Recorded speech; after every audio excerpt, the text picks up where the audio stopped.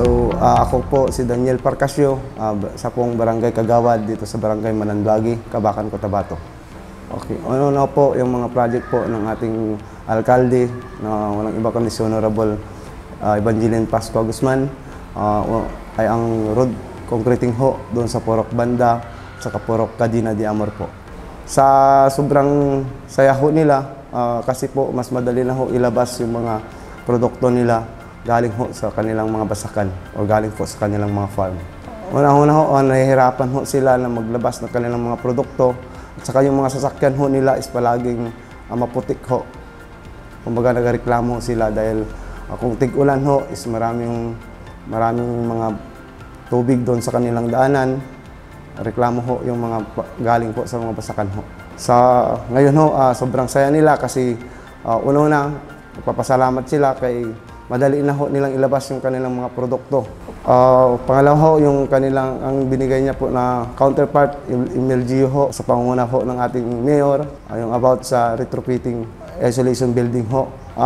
Nung nakaraang COVID-19 ho, mayroon po tayong programa ho na lahat ho is yung mga positive ho ng mga pandemya o yung COVID na tinatawag. Diyan ho namin i-quarantine ng mga positive. Pangatlo ho, yung about sa graveling ho, to farm to market road ho natin. Dito ho sa mga purok-purok, maraming po tayong barangay roads na graveling ho ng ating pagalang-galang na mayora. Very excellent ho siya na naging mayor ho dito sa Kabakan kasi ho, hindi naman ho sinasabi na porket babae ho siya, talagang pinakita ho niya kung ano ho yung mga leadership ng dating mayor. Sobra pa ho ngayon na ginagawa niya. Kumbaga sa mga kagaya ho sa aming mga barangay opisyal, sobra ho siyang magtulong kung ano po nangangailangan dito sa aming barangay. Andyan ho siya na tumutulong kung anong pangangailangan. Nakamit ho ang Kabakan po ng 3rd awardee ho ng ating butihing mayor. Kaya ho, nagpapasalamat ho kami at saka dyan ho nakikita kung ano po yung mga ginawa ng ating kagalang-galang na mayor.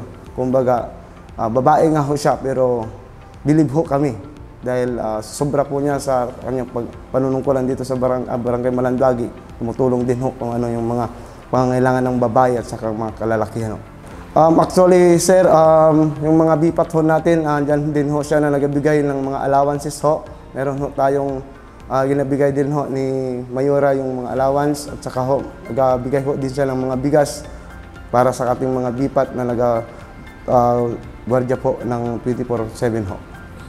Ang masasabi ko sa ating alkalde, sana ho ipagpatuloy niya ho kung ano ho yung mga pangangailangan ng bawat barangay, lalong-lalo dito sa bayan ng Kabakan. Sana ho hindi ho siya kahit anong mga intriga o anong pinagsasabi ho ng ating kalaban, sana ho pagpatuloy niya ho kung ano yung nararapat para sa kababayan ho natin.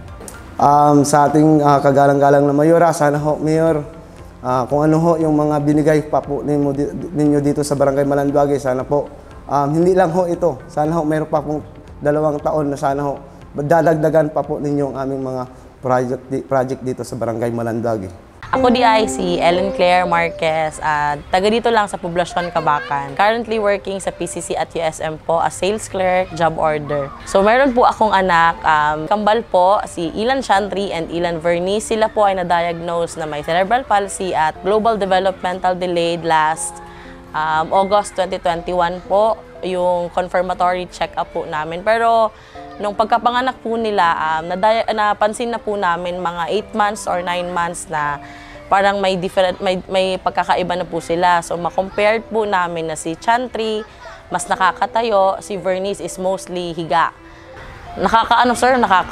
Nakaka-low moral kasi syempre as nanay, parent, parang mas gusto mo yung anak mo is perfect.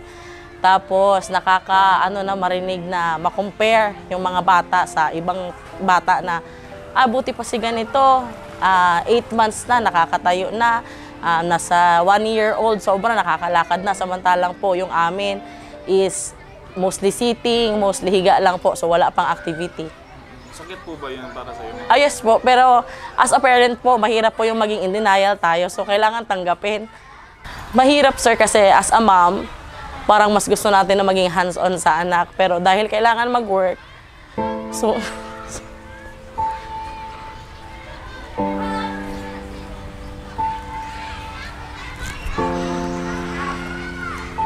gustuhin man maging hands-on ma'am para maghatid sundo sa school, pero hindi man makaya sir kasi may work man. So minsan, makatakas-takas lang sa office para lang mahatid sundo sila, lalo na kung wala yung partner ko at saka si mother na maghatid sundo. So yun, ako ang nagasakripisyo din. Pasalamat na lang rin sir kasi andyan yung partner ko at saka ang mama ko na magbantay sa bahay, maghatid sundo sa school, at saka si papa na i-drive sila. Nung simula po pagbuntis ko ng anak, na-diagnose sila na may CP at saka ngayon po, nakahingi na po, parang pang-4 or 5 beses na po ako nakahingi ng tulong kay Mayor. Then maliban po kay Mayor, may mga agencies din po ako na nalapitan, yung sa CIU po, sa Kidapawan, para po sa financial support, para sa kanilang therapy. Kasi as a sales clerk, sir, parang hirap bayaran nung kada session. Tapos ang partner ko is hindi po araw-araw may kinikita kasi isa po siyang band member. So, sa loob ng 1 linggo, swerte na po yung may 3 gig sila sa 1 linggo na pantustos namin. Tapos maliban sa kinikita niya, sir, yung sa sahod ko na rin po. So, parang ang hirap po. Ang hirap hanapan ng paraan yung weekly na session, lalo pa 2 bata yung kailangan mag-session. Ang ma-wish ko lang, sir, at saka ginapray ko talaga na okay na sila. Kasi para makagaya po nito, nasa LSEN po sila ngayon sa pilot. So gusto ko rin po sila mapasok sa regular school, regular class po nila na hindi po sila nabe-behind at the age of 6 years o magsi 6 years old po, para hindi sila mabehind sa ibang bata. Maraming salamat po kasi isa po ako sa nabigyan ng tsansa na makatanggap po ng tulong financial galing po sa ating butihing mayor. Kasi po malaking tulong po ito para sa akin po as a working mom na may maliit na sahod. At least po nakatulong po ito sa namin, sa check-up po namin at saka mga session po, mga PT, occupational therapy at saka physical therapy po na ginagawa po sa mga anak ko. Ako si Mrs. Jocelyn Salis Lucina. Purok Pag-asa, Purok 6, Katidtuan, Kabakan, North Cotabato. Hindi pa nag-upo si Madam Jilin. Lapok jud kaayo as in. Nya ilabi na gyud nga daghan kaayo nga mga service dinhi na nay mga sakyanan kay simpre nag-improve na pud ang tao na sila mga sakyanan. Nagareklamo sa ako nga Ate Joy, akong mga silingan, nagareklamo sila sa ako nga ang butangan lagi dagbalas. Bisan pagbutangan og balas, wala gihapon. Kay simpre adlaw-adlaw na mga estudyante gagawas niya ang mga tao gatrabaho gud. Lapok gyud kaayo gyud. Unya usahay maglimpyo diha sa may basakan. Ang mga sagbot iadto sa dalan. Mag-ulan kadali. Lapok gyud kaayo pati kami. Kami nga kadilakad lang. Lapok jud kaayo. Naay daghang magreklamo nga dili maayo among karsada. Isa na jud ko kay nagaagi ko kay sa unang panahon magsakay lang gud kog motor og na akong bana. So kadilakad ang akong estudyante walay motor. So sakripisyo jud kaayo nga lapok jud kaayo. Karon katong nakahibalo na ko nga naibalita nga simintuhon daw dinhi. Nalipay mi kay simpre among agianan, among gihulat. Dugay putong panahon namong hinulat kay nabalitaan man namo. Lipay ko ayo mi sir, uy grabe as in jud di gyud mabayaran og kwarta among kalipay kay uy kalami na sa among dalan karon bisan pag mag-ulan gikan sa buntag hantod sa gabi wala na jud milapok nga matamakan din wala na mi sagbot siminto na jud kaayo. Ay malaking pasasalamat namin sir kay Madam Jilin dahil siya lang ang nakaisip na isimintuhon na niya diha, simintuhin niya diyan. Then nung nagsurvey dito noon yung before election. Kay nag-house to house man yan siya, sir. Diri. So nakita gid na niya kay kotong panahon na ting-ulan. So nakita niya nga pati siya nagkalapok siya. Wala man na mo gireklamo sa iya, sir. Sa amo-amo aman lang na unta masiminto pero nakita na niya. Kusa na niya nga simintohon ako ni diri. Unang-una sa lahat, sir, lais kong taos-pusong magpapasalamat kay Madam na siya lang ang tanging nakapag-isip nang simintuhin niya yung namin. Tagal nang maraming nagrereklamo. Kahit ako nagreklamo ako, feel ko sir eh. Salamat. Tinulungan niyo kami, tutulong din kami sa iyo. Mabuti at maayos ang ang pamamahala niya ngayon. Although medyo istrikta siya. Istrikta talaga siya. Kasi ganyan man ang mother, istrikta kahit sa mga anak. Okay, ako, ma-feel ko kasi nanay ako, sir. Oo.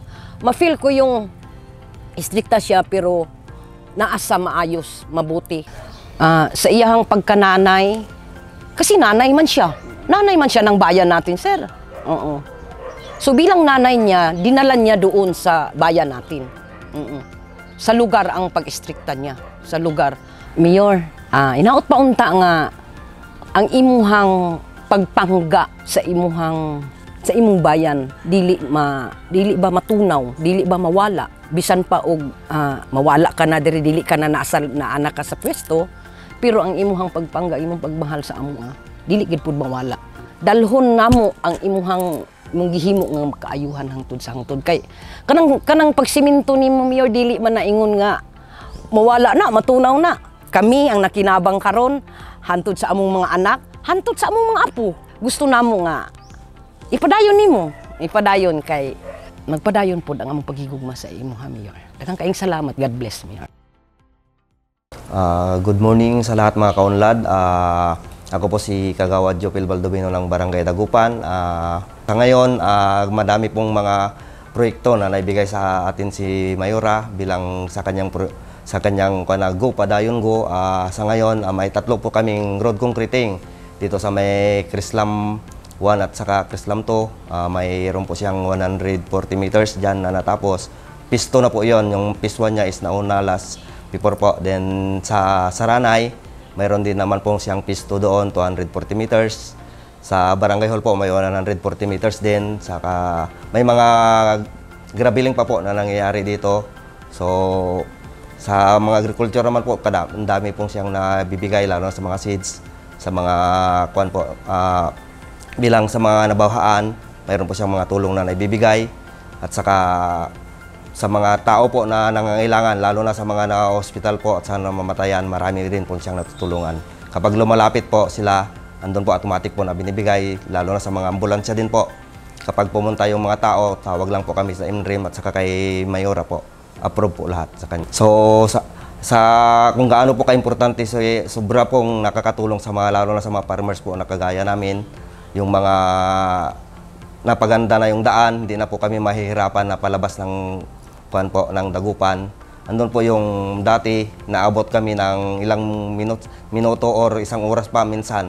Palabas po, makaabot lang po kami sa poblasyon. Pero sa ngayon po, mga 15 minutes nasa poblasyon na po kami nang dahil po sa mga proyekto ng ating mahal na Mayora. So para sa akin po, ganda po ng kanyang leadership. Andyan po yung talagang ramdam po namin kung paano po siya mag-serbisyo para sa mga kaunlad po. Lalo na sa amin na, halimbawa ko sa amin na taga-Dagupan, talagang ramdam na ramdam namin ang kanyang pagsiserbisyo. Hindi kami nagkamali na siya ang aming pinili po na bilang mayor ng ating munisipyo po. Para po kay Mayora po, ang mensahe ko lang, tuloy-tuloy lang po yung kanyang mga ginagawa kasi nakikita po namin kung paano niya mahalin ang mga taga-Kabakan. Alam po namin na mas marami pang may tutulong sa amin si Mayora. Sana po andyan aming masaksihan, kasama kaming sasaksi po sa kanyang mga ginagawa at saka sa pag-improve po ng Kabakan. Pinapangako po ng Barangay Dagupan na andyan po kami laging sumusuporta para sa kanya. At saka expect po namin na marami pa po kaming proyekto na darating para sa Dagupan po. I'm Nerissa Marin from General Services Office. She is a person of integrity and professionalism. Napaka-detalyado niya po at klaro siya sa mga gusto niyang gawin sa atin. So parang kami monitor niya po lahat, alam niya kung ano ang gusto niya at alam niya kung ano ini-instruct niya. Hinahayaan niya po kaming mag-perform, magtrabaho. May tiwala po siya. Yung trust niya na yun po ang nagpapa-inspire sa amin para magtrabaho. Actually, pareho sila pero kasi nga babae, mas ano po siya, mas detailed ko, kumbaga. Kumbaga, yung instruction niya talagang klaro kung anong gusto niya. Masaya siyang maging boss kasi parang minsan kahit parang ang tingin mo medyo strict siya pero nakaka-open ka naman po sa kanya at saka Minsan yung parang, halimbawa gumagawa ako ng PR, kahit kaibigan ka niya or what, talagang pinapa-explain niya, yung parang, uy, ganito, ganyan, yung parang talagang mag-iingat ka para sa kanya. Talagang nababantayan niya po lahat at saka pati oras, pinakaliit-liitan talagang ano siya, aware siya yung parang kailangan hindi ka lumalabas pag walang mga paslip, ganun po, talagang hands-on po siya. Nung una po talagang pinatawag niya kami at saka tinanong at inassist niya kung anong kailangan ng bawat office.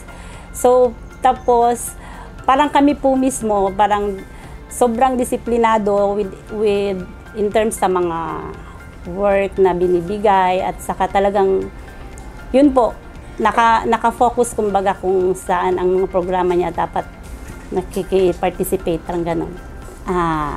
Mayor, ang layo-layo na nang narating mo. Salamat sa totoong pagserbisyo mo. Ramdam po ng bawat empleyado at lahat ng kabakin nyo. Nakaka-proud ka po. So ako po si Nida Manuel, CDT or Child Development Teacher ng establishment na ito, Child Development Center ng Kabakan. The only center na medyo malaki na binigay ng ECCD Council.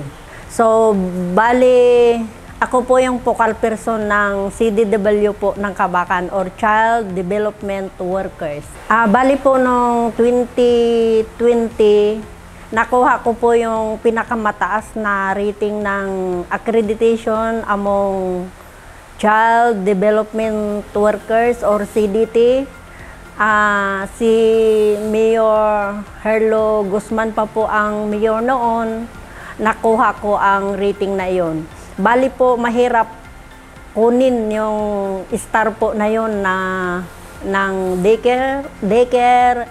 Child Development Worker or CDT or Child Development Center kasi po maraming requirements.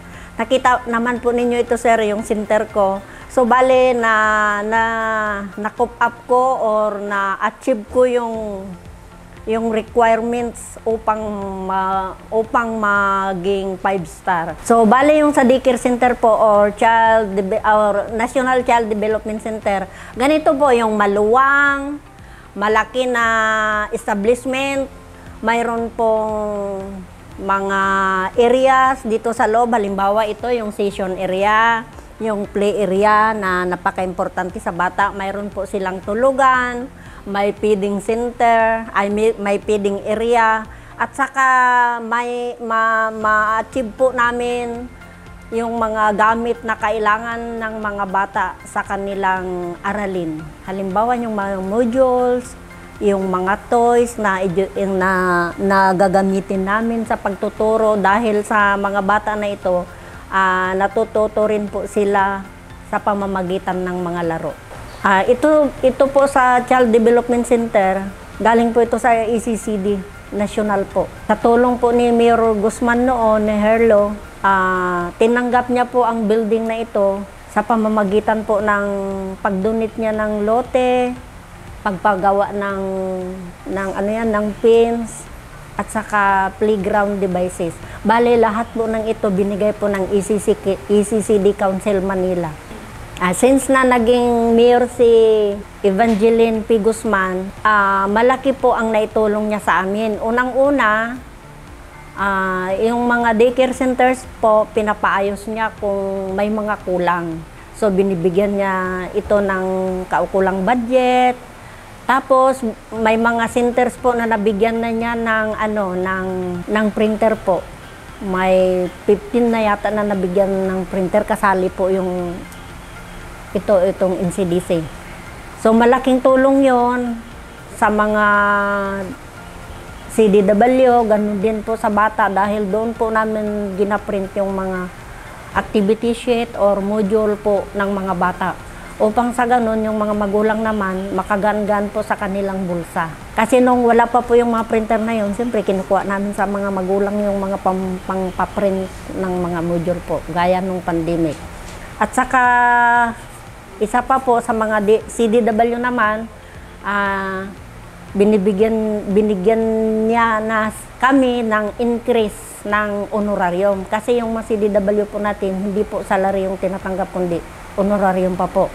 At saka, nagbibigay din po siya ng budget kung magkakaroon po kami ng training outside po ng Kabakan upang sa ganun yung mga CDW madagdagan po yung kaalaman nila sa pagtuturo. So sa pamamagitan ng aming MSWDO, si Ma'am Susan Makalipat, siya po yung nag-a-assist or nagagawa ng budget para ibigay doon sa mayor natin. Mayroon na po yung mga matatagal na sa serbisyo. Ako po kasi wala ang ginatanggap ko doon. Yung matagal na sa serbisyo, mayroon pong nakakaabot na ng 4K. 4K na, so baka ngayon po 5K na. Malaki ang ambag ng ating mayor sa programang ito dahil siyempre malaking maitutulong niya sa ating mga kabataan. Yung mga kabataan dapat matuto sila at kami naman mabibigay namin sa kanila yung very best kasi ito yung pinakauna at saka strong foundation ng kabataan sa kanilang paglaki at sa kanilang pag-aaral. So siyempre kung ang maibibigay ni Mayor ng full support sa amin na mga guro, malaking tulong po 'yon. At saka maipamulat din namin sa bata na sila ay hindi pinapabayaan ng ating pamahalaan. In behalf sa mga kasamahan ko sa Child Development Workers ng Kabakan, ganun din ang MSWD o family kay Ma'am Susan. Lubos po kaming nagpapasalamat kay Mayor APG dahil sa mga tulong mo sa mga daycare centers, ganun din sa aming CDW. At sana po Mayor, patuloy lang po ang support mo sa amin upang kami naman ay bigay namin yung best para sa kabataan. Taos puso naming sasabihin na ang aming pagbati pala sa'yo, mainit na pagbati sa iyong kaarawan, na sana'y bigyan ka pa ni Lord ng lakas, ng good health upang makatulong sa amin, ganun din sa Kabakin News. God bless po at maraming salamat. Ako po sir, si Mr. Suelo Hibero ay i-president ng LKM, Liton Kibalis Magatos IE. Una-una po sir, noong 2013, unang takbo ng ating mayor ng Unlad Kabakan na ngayon ay vice mayor na. Noong 2013, ako po ay umupo ng IE president ng LKM. So yung sitwasyon ng aming asosasyon noon, walang-wala talaga, kahit piso walang pondo. So lumapit ako sa ating mayor na ngayon ay vice mayor na.